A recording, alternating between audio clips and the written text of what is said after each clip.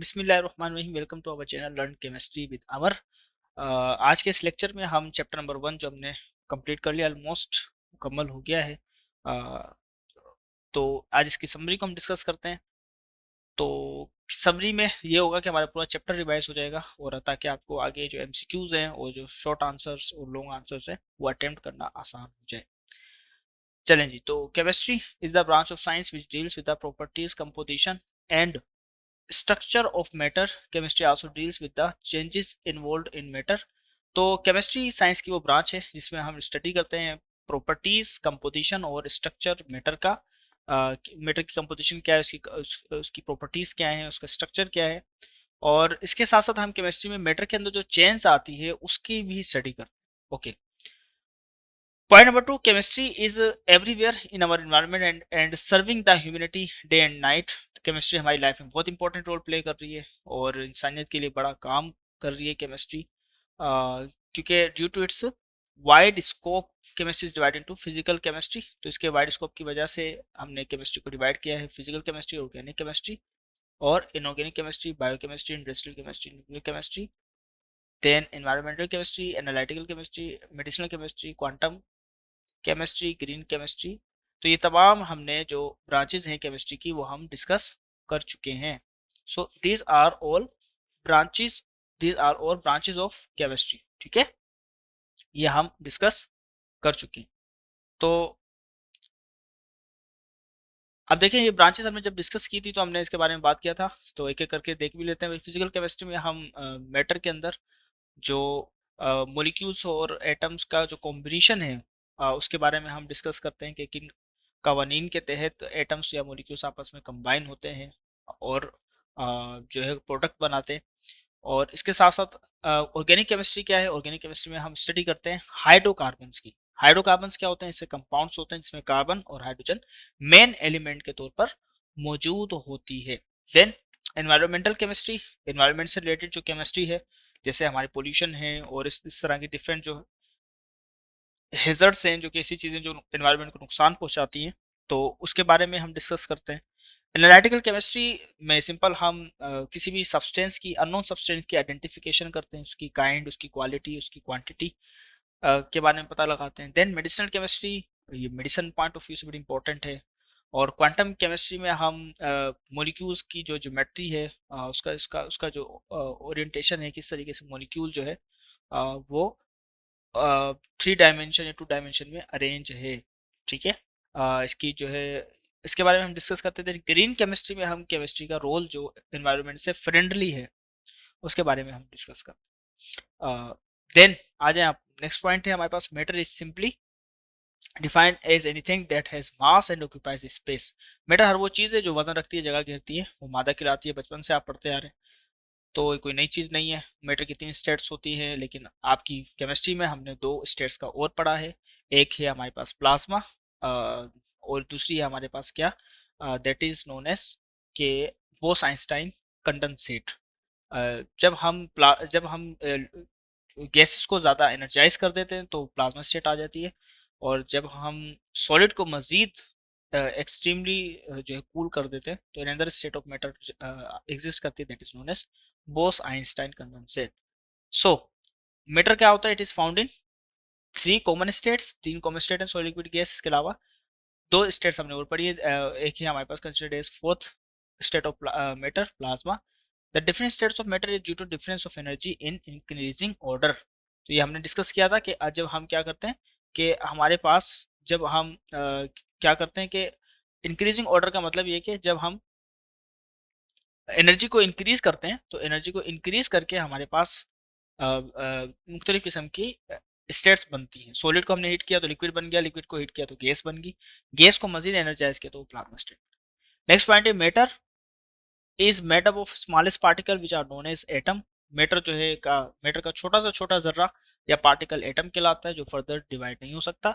So atom are the basic unit of matter, matter की basic unit है। And defined is, and थोड़ा सा इस तरह कर लेते, सो एंड डिफाइंड इज, और इसको हम क्या कहते हैं कि हमारे पास ये तो सारा आपने डिस्कस कर लिया, और यहाँ पे आ जाते हैं। So matter is made of small particle known as atom.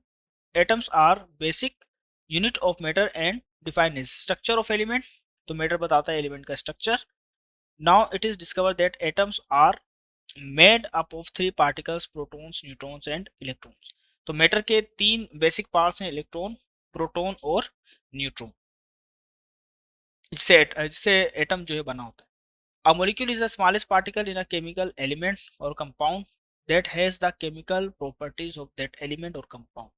तो molecule क्या है? सिंपल एक स्मॉलेस्ट पार्टिकल है केमिकल एलिमेंट में. अगर हम केमिकल एलिमेंट से मिलकर बनता है स्मॉलेस्ट पार्टिकल किसी कंपाउंड का, जो कि किसी भी केमिकल रिएक्शन में अपना रोल प्ले करता है. तो अब आपको मैंने डिफरेंस भी बताया था कि एटम में, मॉलिक्यूल में, कंपाउंड में क्या डिफरेंस होता है. तो एटम तो मैटर का छोटा पार्ट होता है. दो एटम या दो से ज्यादा एटम्स आपस में मिलकर क्या बनाते हैं? मॉलिक्यूल बनाते हैं. और कंपाउंड भी इसी तरह से होता है. तो कंपाउंड थोड़ा सा एक बड़ा स्ट्रक्चर होता है, बड़ा मॉलिक्यूल होता है, और मॉलिक्यूल एक सिंपल भी होता है और कॉम्प्लेक्स भी होता है. चलिए, molecules are made up of atoms that are held together by chemical bonds. At molecule जो एटम से मिलकर बनते हैं, और एटम्स आपस में एक दूसरे को क्या करते हैं? फोर्स, केमिकल बॉन्ड यानी फोर्स ऑफ अट्रैक्शन के साथ एक दूसरे को जोड़ कर रखते हैं. Three bonds as a result of a sharing of exchange of electrons among atoms. Molecules are mono, di and poly atomic molecule. ये हमने पढ़ चुके हैं हम कि molecules जो है वो क्या होते हैं? तीन तरह के होते हैं. कि या तो अगर दो दो एटम्स मिलकर मॉलिक्यूल बनाते हैं तो उसका हमने रखा था नाम क्या? Diatomic molecule. अगर सिंगल है तो वो एक एटम है, और अगर दो से ज्यादा है तो poly atomic molecule. Then next है a piece of matter. Next हमारे पास क्या है? A piece of matter in pure form is termed as substance. हमने सब्सटेंस की एक बात की थी. सब्सटेंस क्या होता है? कि मैटर का प्योरेस्ट फॉर्म क्या कहलाएगा? Substance. Every substance has a fix composition.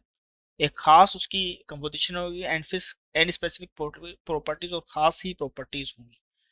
Every substance has physical and chemical properties. Her substance की फिजिकल और केमिकल प्रॉपर्टीज होती हैं. जैसे कि हमारे पास गोल्ड है, एक सब्सटेंस है. जैसे हमारे पास सोडियम है, एटम है, मॉलिक्यूल है, और इसके अलावा हमारे पास एलिमेंट हैं. ये सारे के सारे क्या हैं? सब्सटेंस हैं. जबकि मिक्सचर क्या है? सब्सटेंस नहीं है, क्योंकि उसकी कोई फिक्स पोजीशन नहीं होती. मिक्सचर मुख्तलिफ कंपोजिशन में, मुख्तलिफ रेशो में एक दूसरे से मिलकर बनते हैं. An element is a substance made up of same type of atoms having same atomic number and cannot be decomposed into simple substance by ordinary chemical. इसको हम इस तरह कर दें बाय, इसको थोड़ा सा भी रेस कर देते हैं. Having same atomic number and cannot be decomposed into simple substance by ordinary chemical reaction. तो ordinary chemical reactions के अंदर हम क्या कर सकते हैं? कह रहे कि आम तौर से जो हमारे पास केमिकल रिएक्शन होते हैं उसमें हम सब्सटेंस को मजीद डिकम्पोज नहीं कर सकते, मजीद सिंपल नहीं कर सकते. यानी गोल्ड को अगर आप ब्रेक भी करेंगे, सोने को आप क्रश करते हैं, तोड़ते हैं, तो सोना ही होगा. ठीक है. सोडियम को आप तोड़ रहे हैं, सोडियम मेटल को, तो वो सोडियम मेटल ही रहेगा, वो चेंज नहीं होगा. ऐसा नहीं होगा कि वो नई चीज उसमें से बन गई. ठीक है. तो सेम टाइप ऑफ एटम से मिलकर बनता है, उनका एटॉमिक नंबर भी एलिमेंट का सेम होता है. चलिए, नेक्स्ट हमारे पास है elements occur in nature in free और कंबाइंड फॉर्म इन सॉलिड. तो एलिमेंट्स जो है वो नेचर में फ्री भी होते हैं, फ्री भी एग्जिस्ट करते हैं, और कंबाइंड फॉर्म में भी एग्जिस्ट करते हैं. जैसे हमारे पास क्लोरीन है तो वो कंबाइंड फॉर्म में होता है. Cl2 हाइड्रोजन है, कंबाइंड फॉर्म में है H2. ठीक है. लेकिन सोडियम मेटल है तो वो बिल्कुल फ्री स्टेट में होता है, और दूसरे एलिमेंट हैं वो भी फ्री स्टेट में होते हैं. सो सॉलिड में भी, इसी तरह से लिक्विड में भी, और हमारे पास गैस स्टेट के अंदर भी.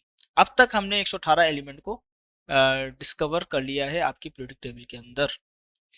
तो अब आते हैं हम आगे. सिंबल. सिंबल क्या है? एक फार्मूला.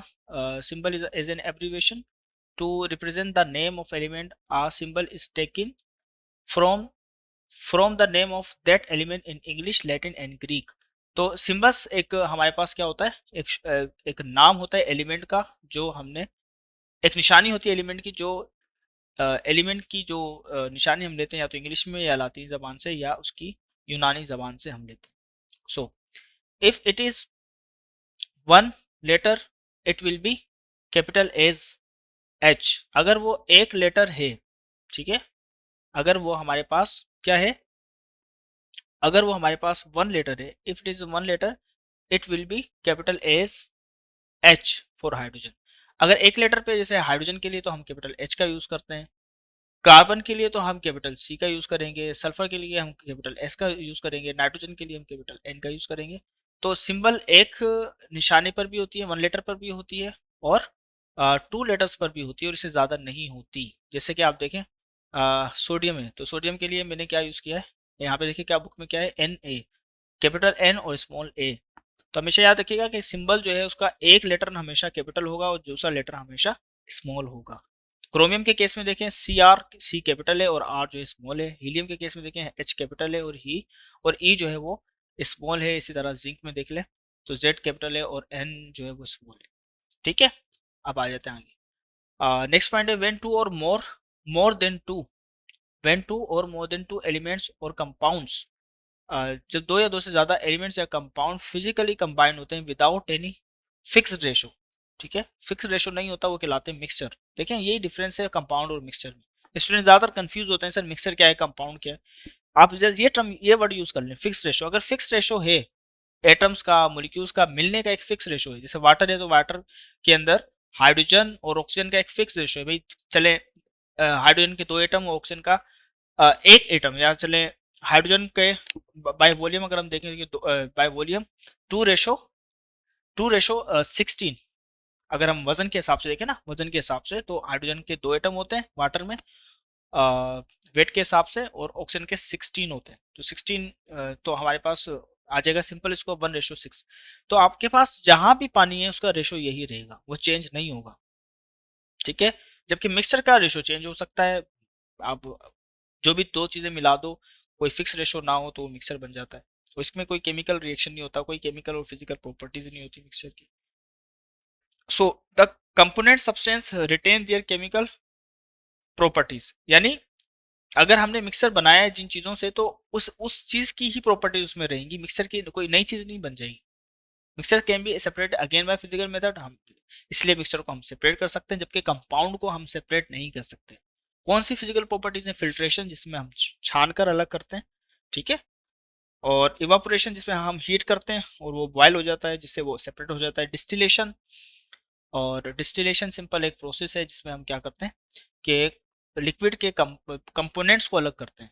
जैसे क्रूड ऑयल हमने जमीन से निकाला तो उसके मुख्तलिफ कंपोनेंट्स को हम डिफरेंट बॉइलिंग पॉइंट पर अलग करते हैं। क्रिस्टलाइजेशन, क्रिस्टल्स बनाते हैं, और क्रिस्टल्स बना के हम क्या करते हैं उसको सेपरेट कर लेते हैं। तो मिक्सर इन तमाम चीजों से अलग हो सकते हैं। The atomic number is number of protons present in nucleus of atom. Atom के न्यूक्लियस में जो प्रोटॉन की तादाद है वो that is known as atomic number. So of किसी एलिमेंट, अच्छा, it represented by symbol Z। हम एटॉमिक नंबर को Z की सिंबल से रिप्रेजेंट करते हैं। और all atom of element have a same atomic number due to presence of same number of protons. Same number of protons होने की वजह से सेम इसका एटॉमिक नंबर होता है।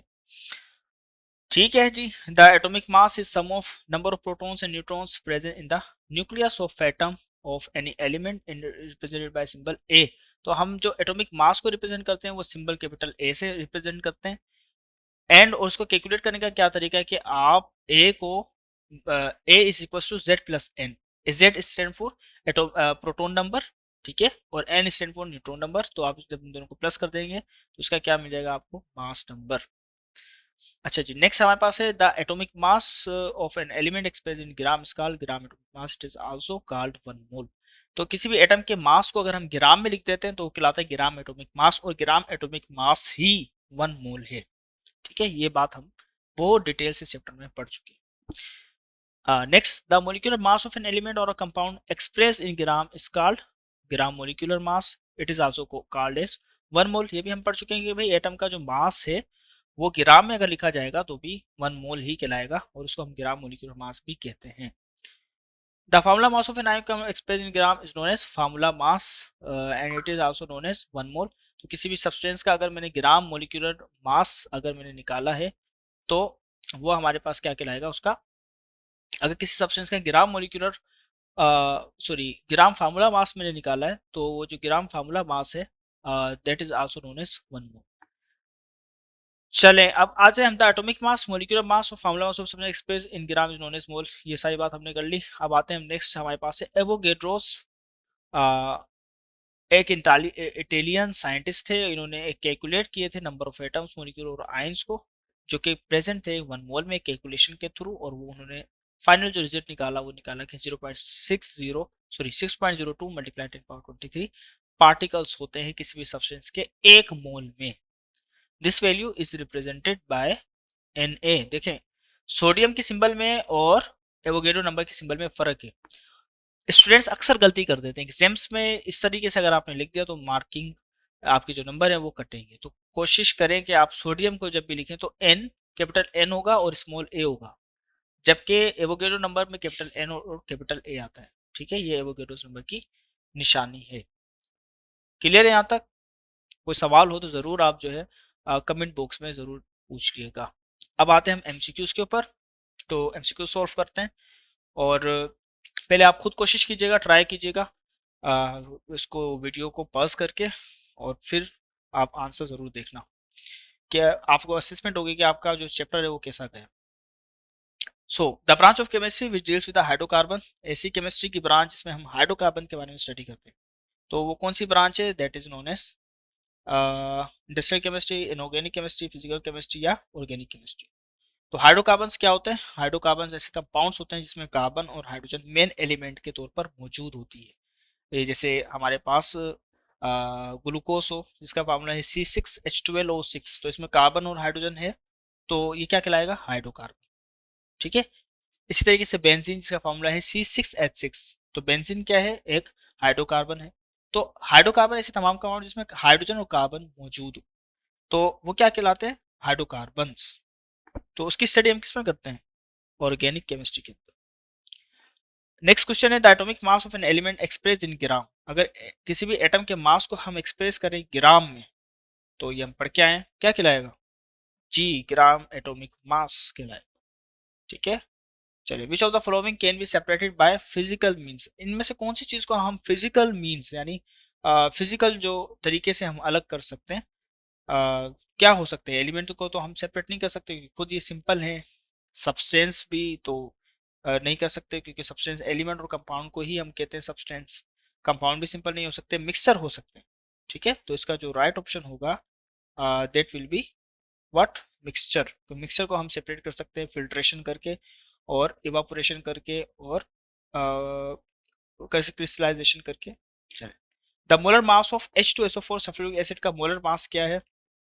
हाइड्रोजन का देखें, हाइड्रोजन का 1 है, 1 मल्टीप्लाई बाई 2 कितने हो जाएंगे? 2 और प्लस 32, सल्फर के 32 हैं, और इसको आप प्लस कर देंगे ऑक्सीजन के। ठीक है, ऑक्सीजन का एक एटम का मास है 16 मल्टीप्लाई बाई 4, तो ये टोटल आ जाएगा, कितना आ जाएगा? 98। तो मोलर मास पूछा है, मोलिक्यूलर मास नहीं पूछा।